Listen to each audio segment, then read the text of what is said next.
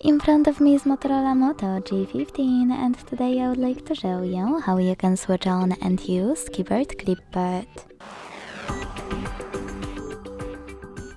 Begin by launching your keyboard and clicking on Clipboard at the top of it.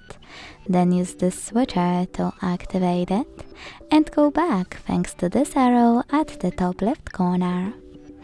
Now to use Clipboard, just copy or cut any text, and to paste it right away, click on it at the top of your keyboard. To paste it later on, click on Clipboard and tap on your text here. To pin it, hold it, tap on pin icon, and to unpin it, do exactly the same.